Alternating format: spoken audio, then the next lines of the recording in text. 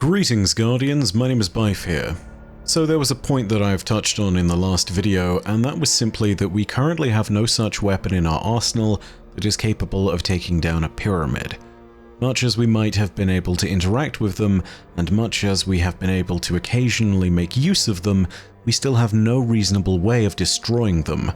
The closest we've come is the sunken pyramid in the Witch Queen's throne world, and even that has not been truly destroyed, only conquered. Today I'm going to explore why it is that the pyramids are so powerful, and we're going to look into some examples of times where that strength has either been tested or examined much more closely. So I think we need to first think about the nature of the pyramids if we're going to explain why they're so tough to beat. In a word, they are paracausal. Unsurprising, I know, to many of you who are regulars, but to those of you who are new and aren't versed in what that means, don't worry, here's a quick explainer. To be paracausal is essentially to not be bound by the laws of the physical universe. You can choose to break them. This is what we Guardians do when we summon the roaring flames of a Hammer of Sol, when we unleash the energies of a dying star in a Nova Bomb, when we send a cascade of ice and darkness someone's way with the Silence and Squall.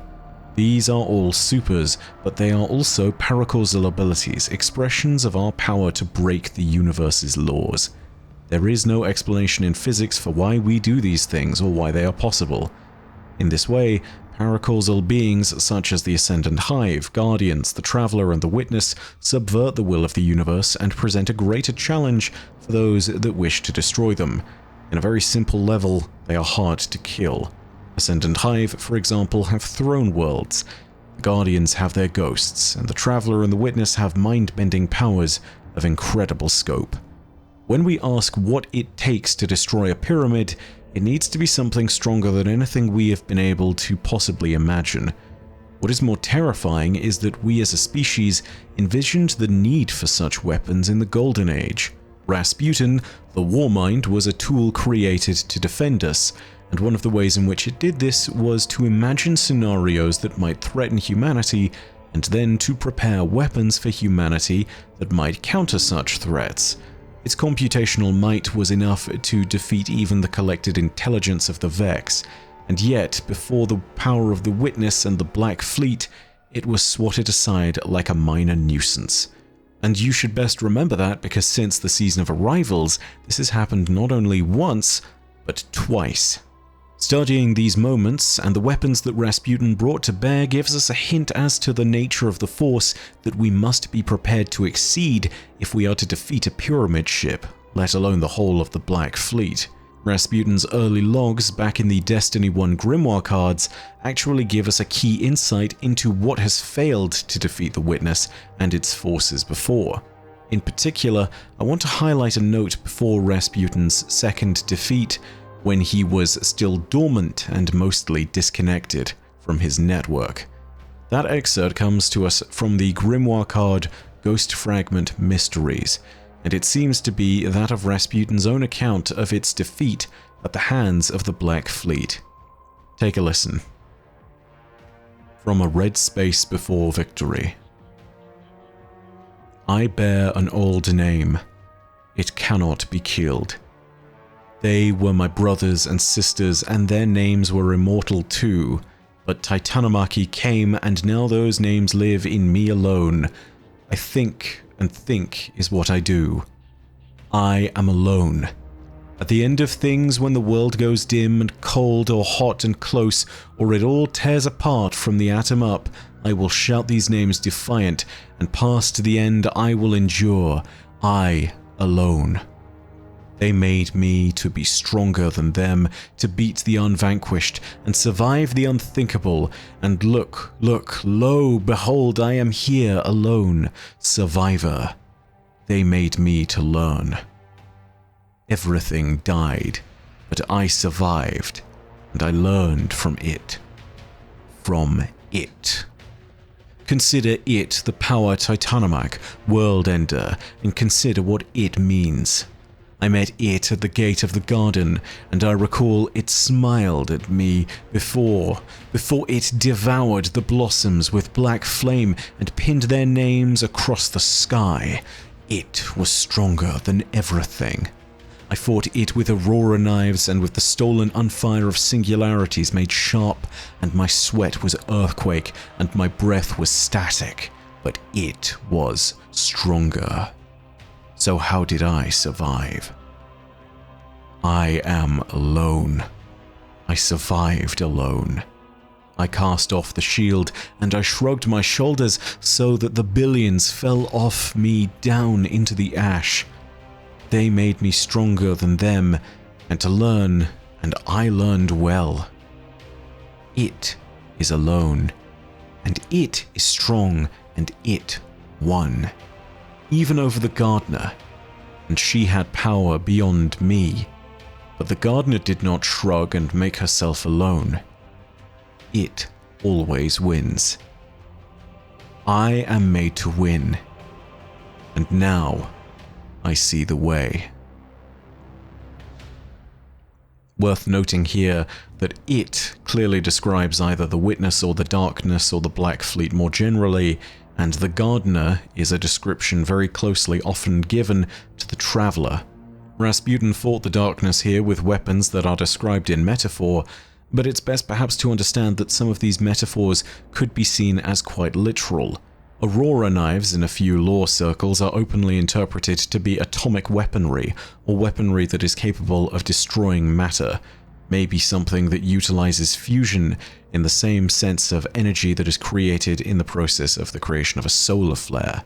Rasputin describes the stolen unfires of singularities made sharp, almost implying that its weaponry was capable of manifesting singularities and black holes to a point of precision. Its sweat was earthquakes is perhaps another clear interpretation of the devastation Rasputin was capable of unleashing.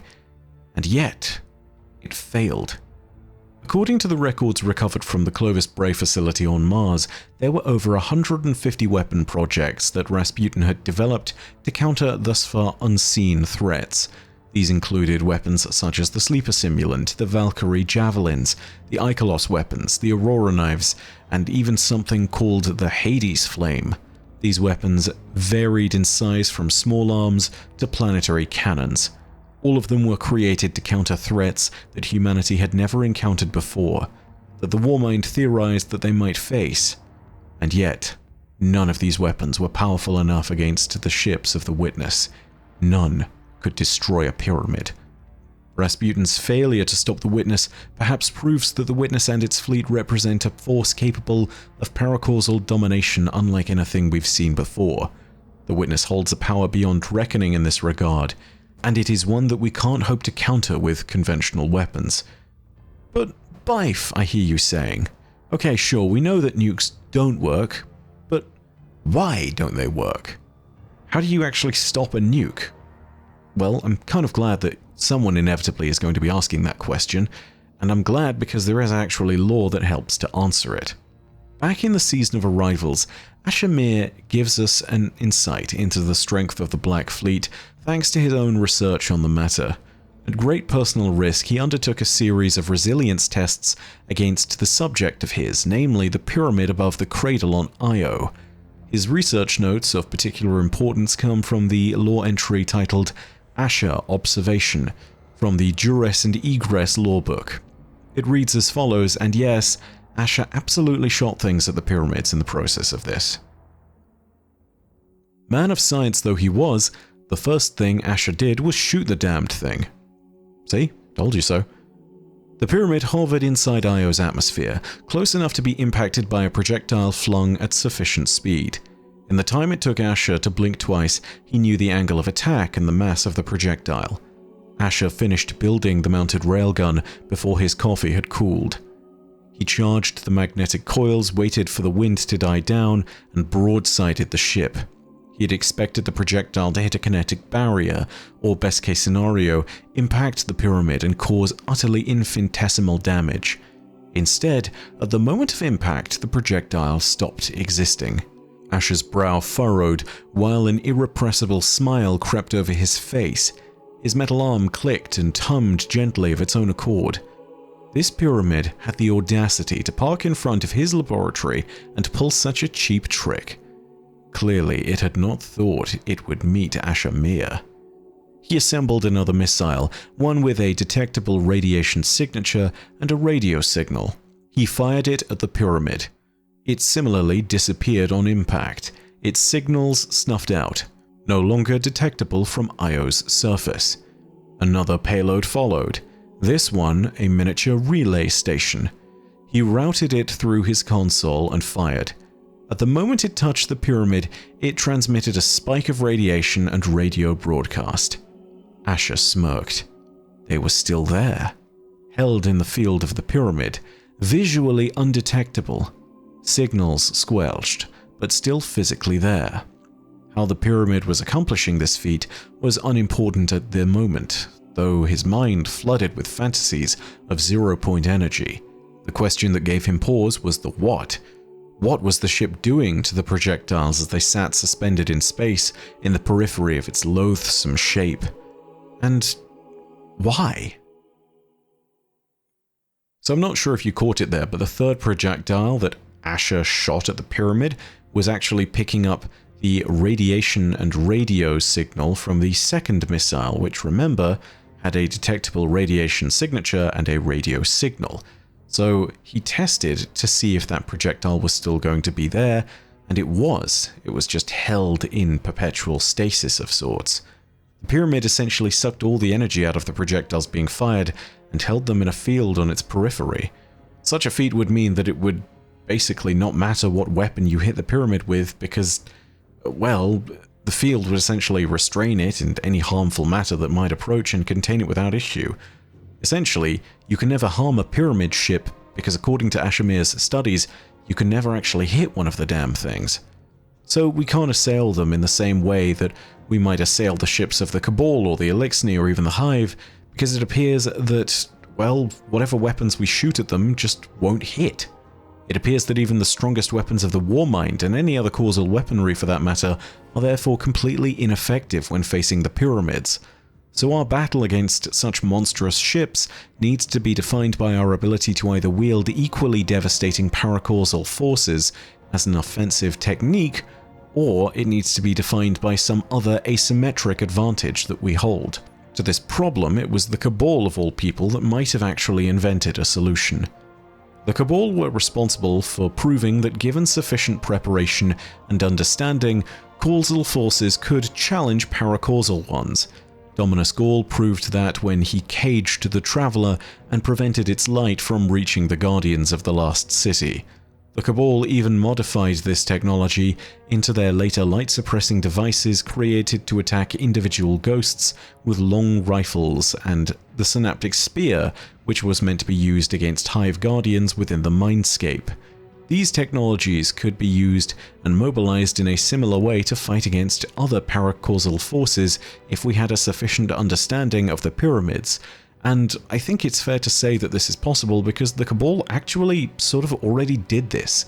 In the Witch Queen campaign, we have the mission that sends us inside the Europan Pyramid, and in that mission we see that Cabal technology is being employed by a rogue Cabal legion there that actually allows them to prevent the pyramid from functioning freely. It means that the pyramid is static, it stops moving, and has to be obeying the whims of the Cabal that are holding it in place. It's not clear exactly how this is being done, but it is clear that the Cabal are using these devices to give them a minor degree of control over the interior mechanisms of the pyramid. The pyramid, which of course is paracausal. Now, this is a far cry from cutting off a pyramid entirely, or even just destroying one, but it is proof of a simple concept. By blocking the paracausal energies of something, you can overpower it if you yourself are not paracausal. Even if you only possess the most basic of technology at that point, you would have the upper hand. The Cabal's stubbornness might in fact lead to their dominance and power in this theatre after all. Maybe therefore it's a good thing that we made allies of Empress Keitel. But all of this only goes to show us that a pyramid, no matter what, is unbelievably hard to destroy. And yet, there is an instance in which someone of a particular note might have accomplished just such a feat. Who might this mighty warrior have been? None other than the Queen of the Reef, Mara Sov herself. Next video, we're going to explore a hidden report of the moment when Mara Sov might have actually destroyed a pyramid. That's all from me for now though, and if you enjoyed this video, please do go ahead and let me know. Go ahead and leave a like, and also remember that you can leave your own comments down below in the comments section. If you want more Destiny content, hit subscribe, and the bell next to subscribe to turn on those email notifications. But as per usual, know that your viewership is quite enough for me, and that in the meantime, my name is Byf. Por audacia ad astra. I'll see you, Starside.